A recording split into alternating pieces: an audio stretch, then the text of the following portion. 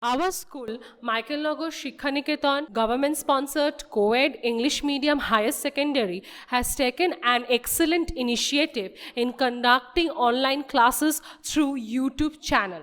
Even in this pandemic situation, our school did not step aback in providing and enhancing knowledge to the students. So, it's a request to the viewers, please like, comment and subscribe. Hello students, today I am going to start with the chapter known as cost of production. Now already in the last class I have explained you the chapter production. So today I am going to explain you the chapter known as cost of production. Now in order to go in a production process, the firm has to incur a cost. So this cost has been classified into various categories and we are going to learn all this cost of production. So the first cost is money cost of production, next is real cost of production, and the third one is opportunity cost of production. Then we are having fixed cost, variable cost. In this way we are having several kinds of costs. So first of all I am going to explain that what is known as money cost of production. Now this money payments made by the firm to the owners of the factor services in order to purchase or hire those factor services. These are basically with those factor services are employed in the production process. So these type of costs are basically known as money cost of production. Now in order to undertake the production process, the firm has to hire or purchase some factor services. And what are the factor services? The factor services are land, labor, capital, etc. So all these are known as factor services. Now in order to purchase or hire these factor services, the firm has to make payments to the owners of these factor services, and all these payments are known as money cost of production. Next is real cost of production. Now real cost refers to the efforts and sacrifices made by the owners of the factors of production who are employed in the production process or who are mainly employed in the production of a commodity. So for example, you can say the pain, discomfort, dues, utility of the owners of the factors of production in order to produce a particular commodity. So these are mainly known as real cost, which is not measured in terms of money. These are measured in terms of pain, discomfort, dues, utility. Now next is opportunity cost of production. Now opportunity cost of any good is the next best alternative use of that particular good which is to be sacrificed, in order to produce another good. That is known as opportunity cost of production. Suppose we are having a plot of land. Okay, so in that particular plot of land we can cultivate paddy or we can cultivate wheat. So if we cultivate paddy, then we cannot cultivate wheat, or if we cultivate wheat, then we cannot cultivate paddy. So in this way we have to give up the cultivation of one crop in order to cultivate another crop. So this is mainly known as opportunity cost of production. I am explaining you. Suppose we are having 10 quintals of paddy. Now if we want to cultivate 10 quintals of paddy, then we have to sacrifice 5 quintals of wheat. So the opportunity cost of 10 quintals of paddy is 5 quintals of wheat. That is, if we want to cultivate 10 quintals of paddy, then we have to give up the cultivation of 5 quintals of wheat. Or if we want to cultivate this 5 quintals of wheat, then we have to give up the cultivation of 10 quintals of paddy. So this is basically the concept of opportunity cost. Now next we will come to the cost known as fixed cost of production. Now fixed cost is the cost which is mainly incurred by the firm on the fixed factors of production. And what are the fixed factors of production? Land, capital, or you can say permanent stuffs. All these are fixed factors of production. So the firm has to make some fixed cost in order to undertake the production process. No matter how much the level of output is, the firm has to incur the fixed cost of production. And what are the fixed costs? You can say the examples are the wages and salaries of the permanent employees, or you can say the property tax or maintenance of the buildings. All these are known as fixed cost of production. So the farm has to undertake this fixed cost of production no matter whatever the level of output is, or you can say if the farmer is going for some high level of profit or loss, it does not matter. But the farm has to undertake this fixed cost of production. Next comes to the concept of variable cost. Now variable cost is the cost which the farm has to incur mainly on the variable factors. And what are the variable factors? You can say that labor is mainly the variable factors, the wages and salaries of the casual laborers, the electricity bills, or you can say the expenses on raw materials, all these are variable cost. Okay. So this variable cost vary with the production. If higher amount of output is being produced, then the farm has to incur a higher amount of variable cost, and if a lower amount of output is produced, then the farm has to incur a lower amount of variable cost. Now next we will come to the topic known as total cost. Now total cost we can write in this way: total cost is equal to total fixed cost plus total variable cost. Now this total fixed cost we can write it as TFC, and this total variable cost we can write it as TVC, and this total cost we can write it as TC. Okay. So total cost is equal to total fixed cost plus total variable cost. Now we will come to the explanation of what is total fixed cost. Now the total fixed cost is the sum total of all the fixed costs which is mainly incurred by the farm.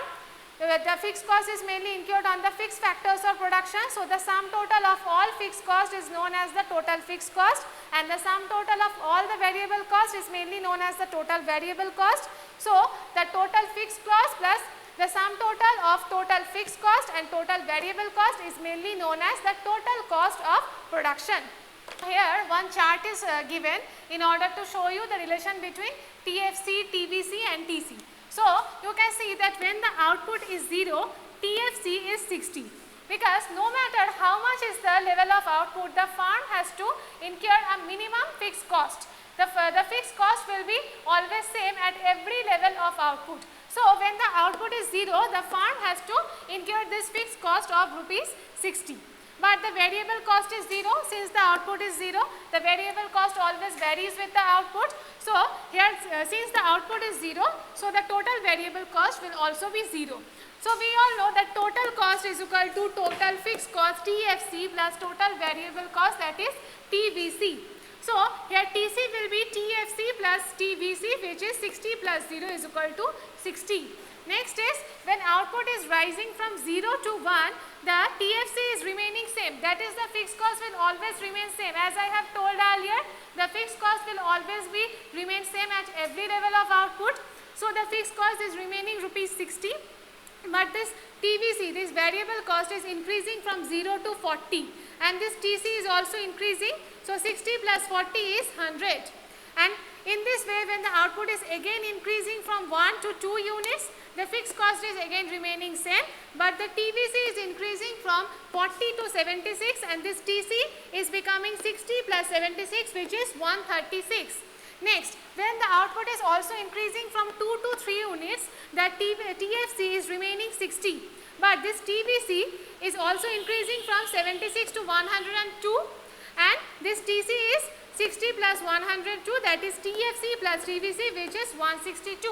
So in this way, when the output is increasing, the fixed cost is remaining same, but the variable cost is increasing, and along with the increase in variable cost, the total cost is also increasing. Now with the help of this diagram, I will show you the relationship between TFC, TVC and TC. Now here you can see that in the y-axis I have measured the cost, and in the x-axis I have measured the output. So you can see as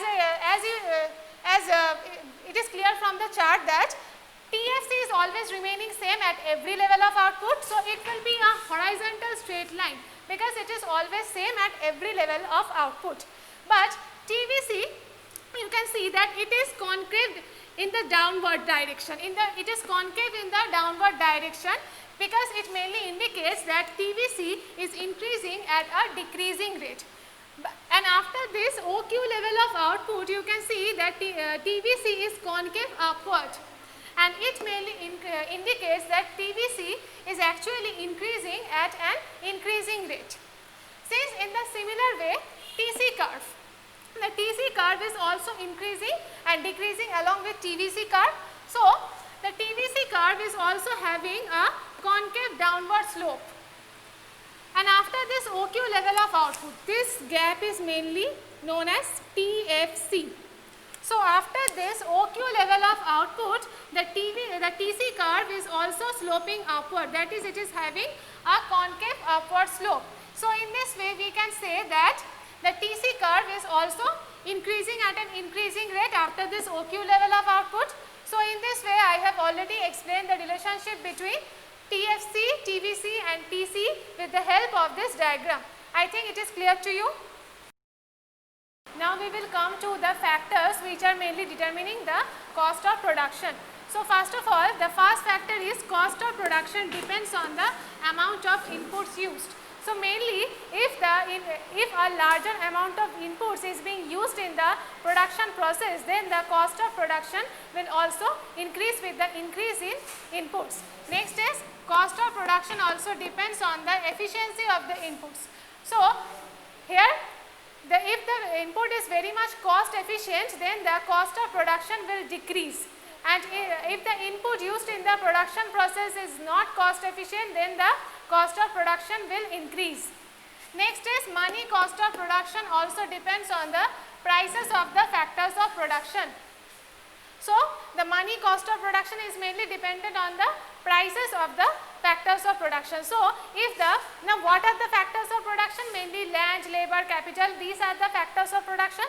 So, if the prices of all these factors of production increases, then the money cost of the farm will also increase. Next is the cost of production also depends on the nature of production process and on the technology of production. Now, mainly the nature of what do you mean by the nature of production process? That whether the farm is employing some labor intensive technology or capital intensive technology. If the farm is employing some labor intensive technology, then the farm has to pay more salaries or wages to the labor, or if the farm is employing some capital intensive technology, then the farm has to pay more on the machineries. So, in this way the cost of production also depends on the nature of the production process and also on the technology of the production. If the farm is employing some advanced technology, then the cost of production will decrease, and if the farm is not employing some advanced technology, then the cost of production will increase. Next is cost of production of the farm depends on several other factors such as government policy, excise duty, availability of raw materials. Now, if the government is providing some sort of subsidy to the producers, then the cost of production of the farm will also decrease. In this way, all these factors do affect the cost of production. Now, today up to this much. Next day I will continue with this chapter. I hope up to this much is clear to you. Just go through your book. I think it will be clear to you. Thank you. Subscribe. Click on the bell. Like, comment, share.